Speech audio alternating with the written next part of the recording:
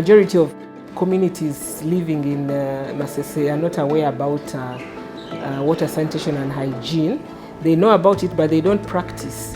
They don't practice sanitation and hygiene. On the shimmering shores of Lake Victoria lies Masese, a vibrant community grappling with a silent crisis. Behind the daily hustle of fishing, trade and family life, waterborne diseases lurk, fed by inadequate sanitation, unsafe water and forgotten infrastructure. Masese landing site in Jinja city is home to over 5,000 people. This densely populated area depends on Lake Victoria, a source of livelihood, but also, sadly, of disease. In 2024, a baseline survey revealed a stark reality. 83% of households reported waterborne diseases like cholera, diarrhea, and typhoid. A certain number of people, in a percentage, as I told you, they utilize unsafe water. And even here at the lake, at the market, you find some of them, those who operate what we call hotels, you find some of them fetch water from the lake and they use it for domestic purposes. Making juice, cleaning the plates, preparing food. So that is a very difficult situation. You find them utilizing that water. So those who can afford to buy piped water, they are few. They are few, reason being, people lack money. You find someone with 1,000 things in the pocket. So telling that person to use some of that money to buy water, you find it a bit difficult. Water from the lake is purely polluted. You find people defecate, direct defecation into the lake, they urinate, and you find that most of the drainages from up, they are channeled direct to the lake. And when you go up at Chibugambata, you find most of the households, they lack toilet facilities.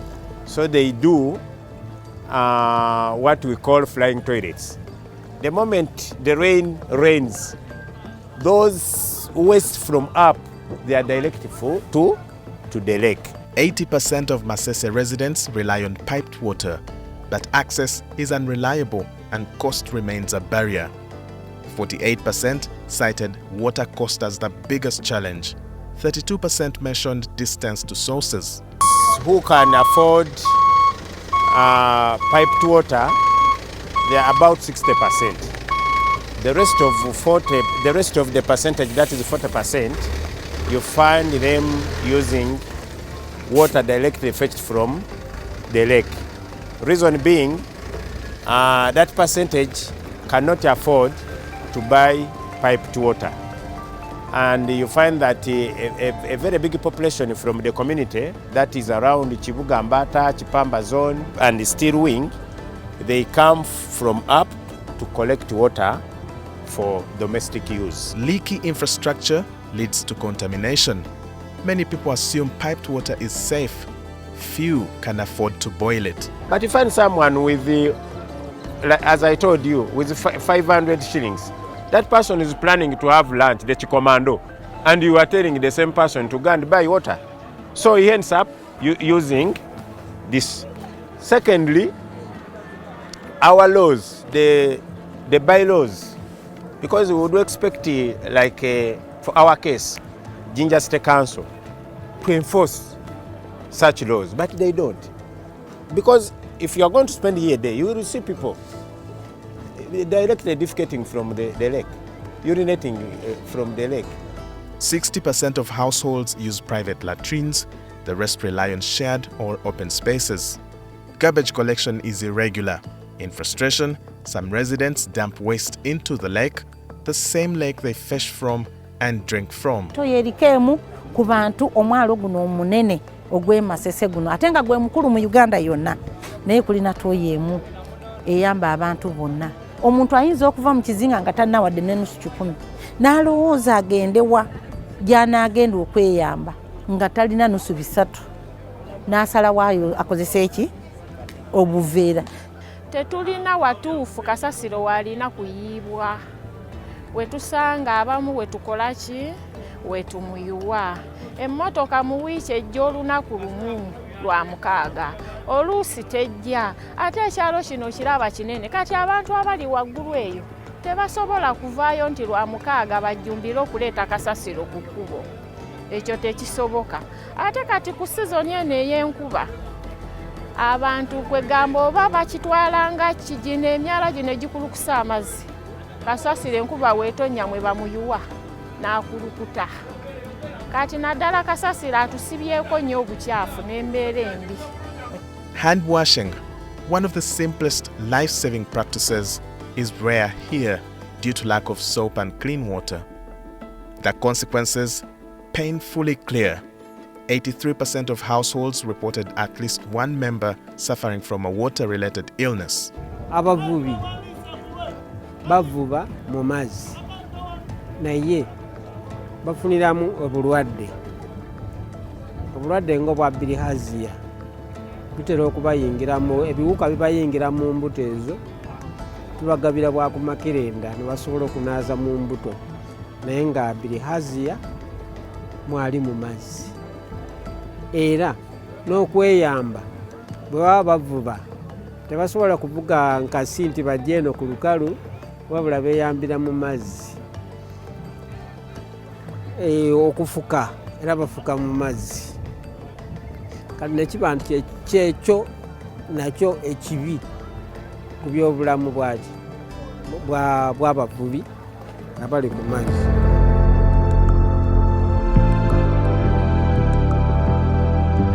We began with the baseline last year, November, December 2024, and that baseline was successful. So after that dissemination and our findings, we went for stakeholder engagement.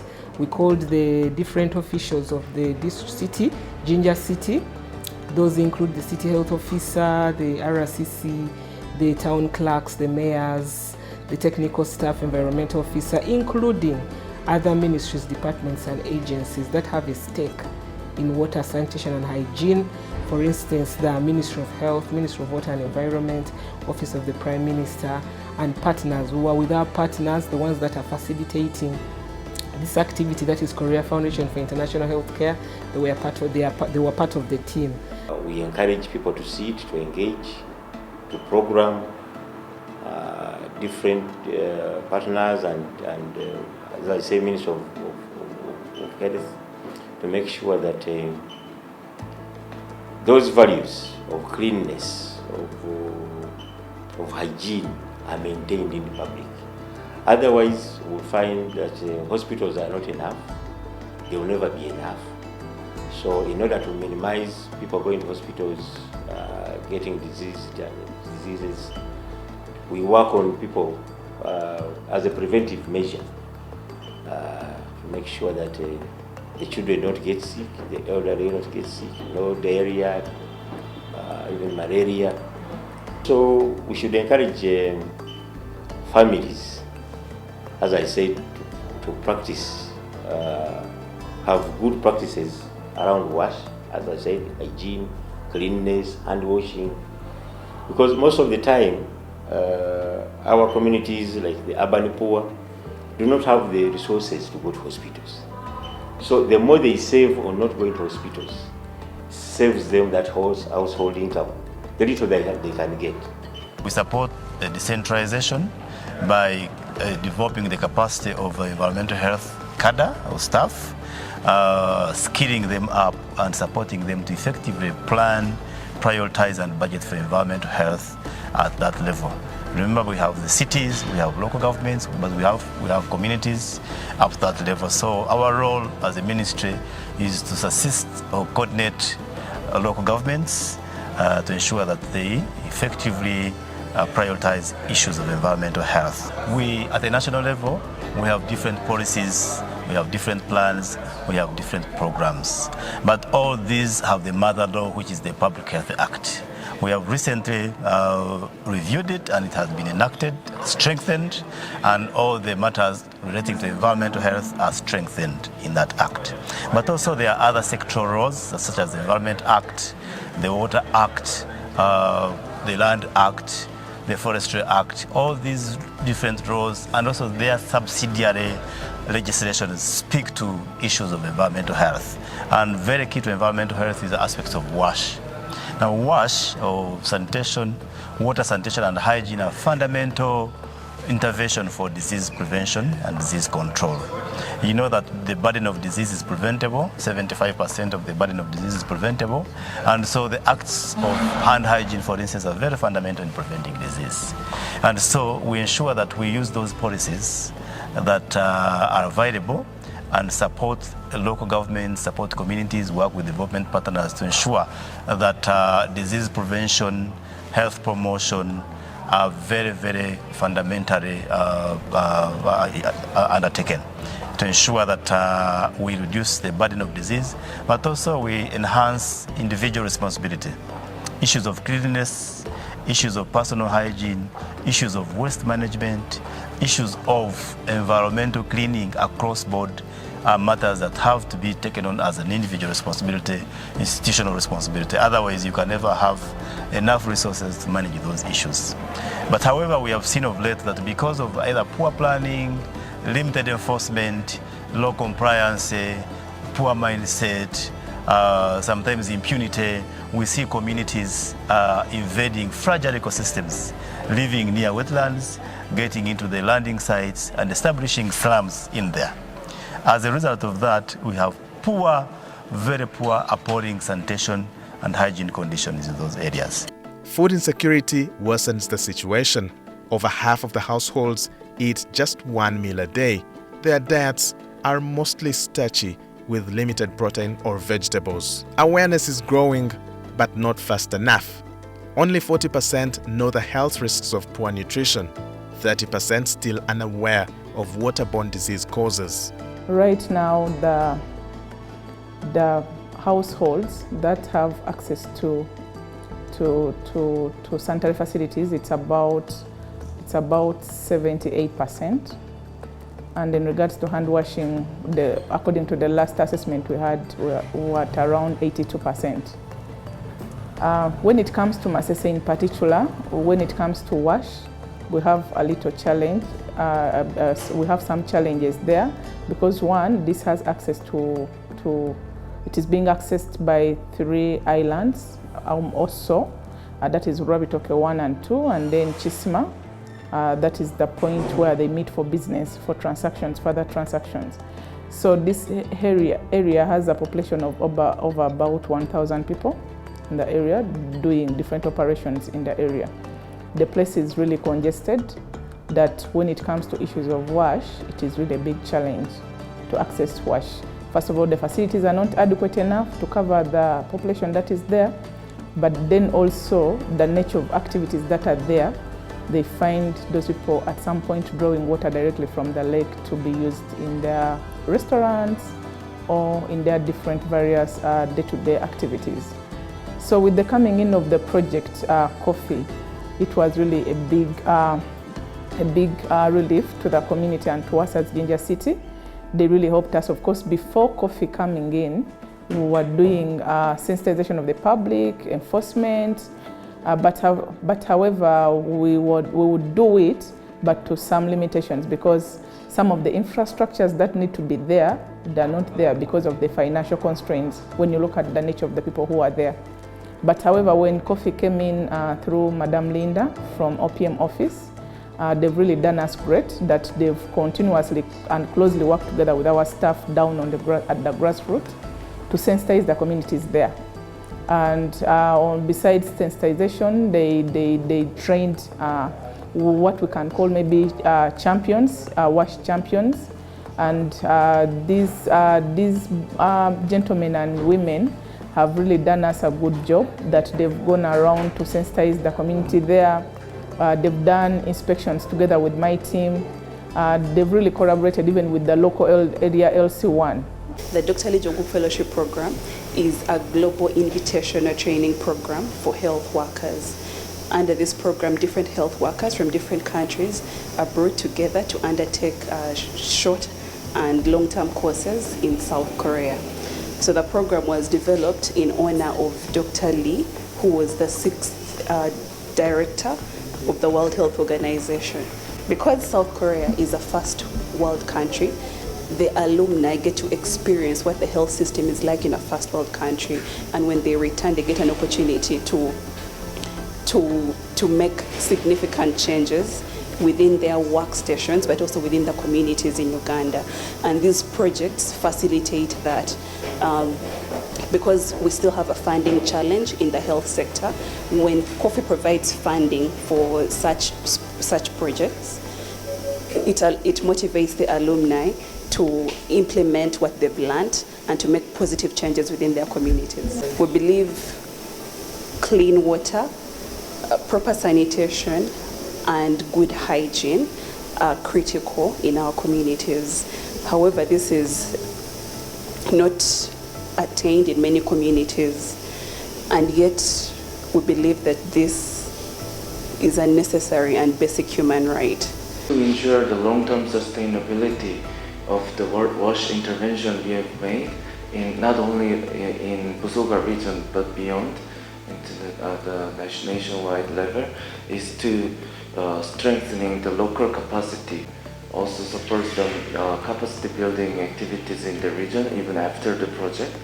And secondly, we try to align and integrate all the programs we are implementing in the region.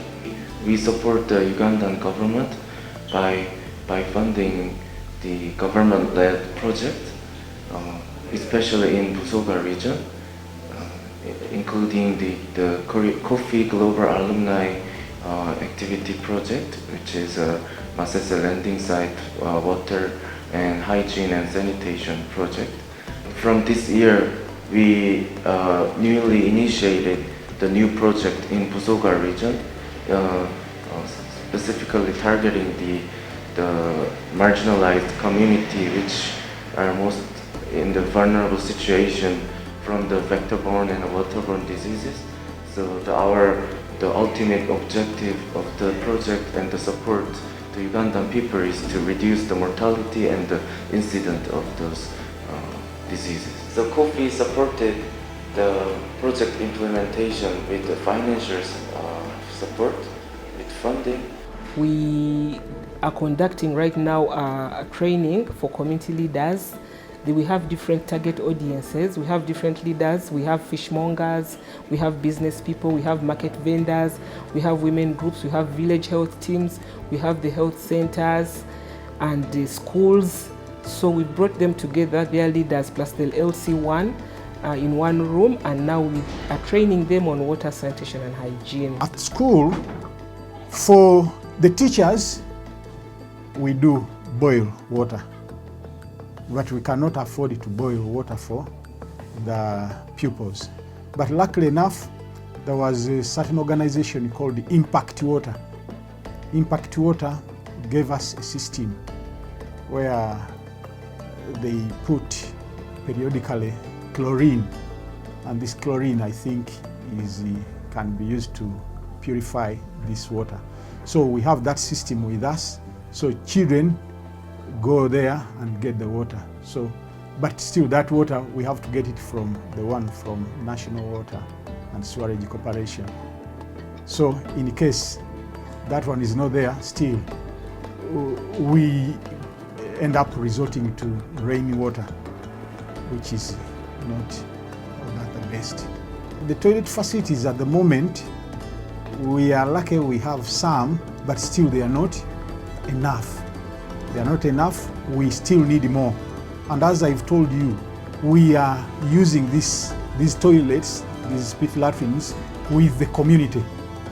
So if we had more, it would do good to us. But even if I needed some extra toilet facilities right now, it may not be possible because we have run short of the space where to put them. The ones we have are so close to the classrooms. Not because we don't have land. No. The school had land, which land has been taken over by community members. It has been encroached upon and it has been taken over years. We've actually been telling them we are teaching you to learn solutions to problems of where you come from. Look around, see a problem, we are teaching you to get a solution. Even if we have not given you a ready solution, you go and be creative. That is what the new curriculum encourages. Go and be creative and find a solution to that problem. Find a way of getting a solution to the problem. So I encourage them not to avoid self-pity. I encourage them to spread the knowledge they have got here, but I also encourage them to be resilient and plan better to change their life and the life of the people in their community they stay. Yes.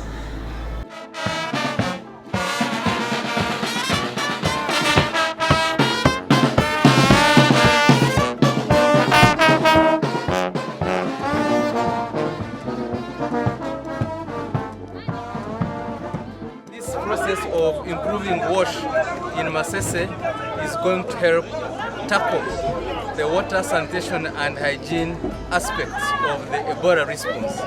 So we are happy to join this process and to support the district and the city in the response to Ebola. Women are the frontline soldiers in this WASH war. 67% of women participate in WASH activities compared to only 20% of men. Era okusookera ddala akagambo WASH ako naze nga sekategeera bulungi. Naye mu kuyita mu kusoma kuno nsobodde okategeera nti kategeeza water, sanitation and hygiene. Nsomedde ddala era ne neeyongera okuyiga naddala ekikwatagana ku mazzi agaffe ag'ennyanja. Kubanga amazzi ago tubadde tugakozesa ebintu bingi naye nga tetumanyi nti ga bulabe. Ngenda kukuba omulanga ku kyalo kyange kyendimu okwongera okusomesa bannange abatasobodde kuba mu musomo guno. Okubasomesa enneeyisa gye baba beeyisaamu. It's a successful engagement and at least we are seeing change among the people because we had a pre-test and post-test with our community leaders. You find that their performance improved in the post-test vis-a-vis what they had performed in the pre-test, which is very good for us. And they signed a commitment, they signed on our commitment board that they are going to continue with this for purposes of sustainability. The leaders here are going to continue with this, and also the city leaders are going to continue with water, sanitation and hygiene for Masese landing site.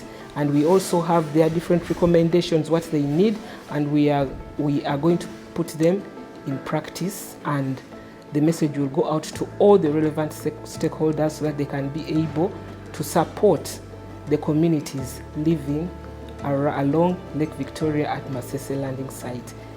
The youth are rising. The 18 to 30 age group showed the highest participation in community efforts. But without tools, without leadership, their impact is limited. Change is possible. The evidence is clear. This community is ready, but they cannot do it alone. They need affordable, safe water, sanitation infrastructure, timely garbage collection, health education, and government accountability.